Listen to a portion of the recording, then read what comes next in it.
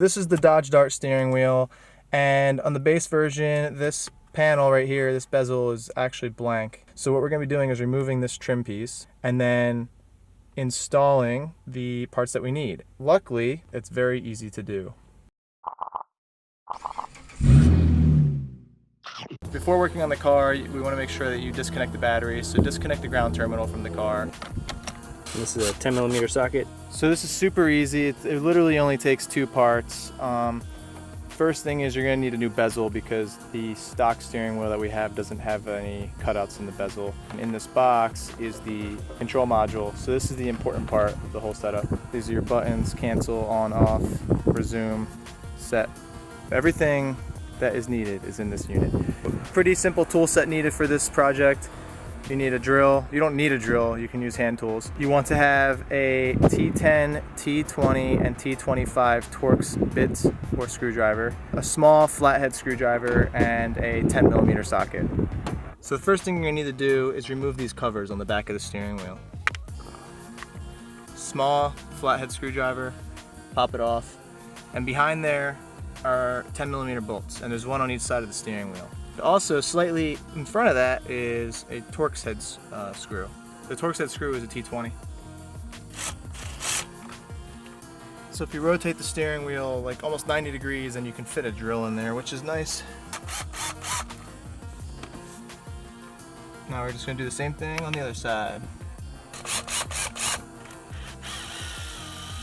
This center piece of the steering wheel should just come off, like so. And you want to keep everything connected. I had read that if you disconnect the airbag connectors, the airbag light might come on and stay on in the car, and that might give you issues if you take it to the dealer for any sort of warranty work. If you look in here, you can see that there's 2 more torx head bolts. So these 2 bolts are T25 torx bits. Now you'll be able to remove this bezel piece. And you don't have a lot of wire to play with. There's a small clip right here though, so you have to release that. Now if you look at this plastic bezel piece that was on the steering wheel, it actually has a module, or like a dummy module here, where the cruise control should have been.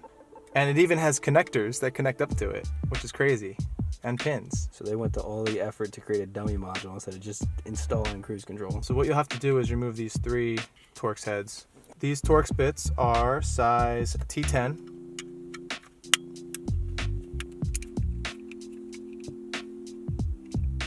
Okay, we're pretty much done this. We got the bracket, so pop that on there. This only goes on one way, so that's convenient.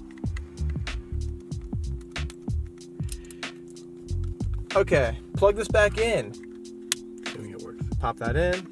Now, I just want to say these parts were ordered from allmoparparts.com, and it is repuestos originales, or you could just say genuine parts. Whatever. Okay. One thing to notice is this bezel, this trim bezel, is actually slightly different than the one on the left. It's not so much that the color's different, it's just that the finish is a little bit different. This one's more glossy, and this one's it's got like a texture to it. For super cheap, you could purchase the matching bezel that goes on the left side, and then no one will ever know. All right, so let's take this for a test drive, make sure it works before we give it back to him, because I don't want to give him a broken product. And then, yeah, we'll see how everything goes. All right, so we're in the car. First thing before using cruise controls, you have to enable it. So Cliff hit the on button, and look at that. Let me zoom in. Cruise ready. All right, we're at 40, so hit set. The light turns green on the dash. My foot's off the pedal. And now it's a self-driving Tesla. So if I hit the down button, 35, 34, 33, 35, 36, 37. I'd say this works. So there you have it. If you have a 2012 plus model Dodge Dart, you can install cruise control. Super easy, You can do very it cheap. on your lunch break. You can do it.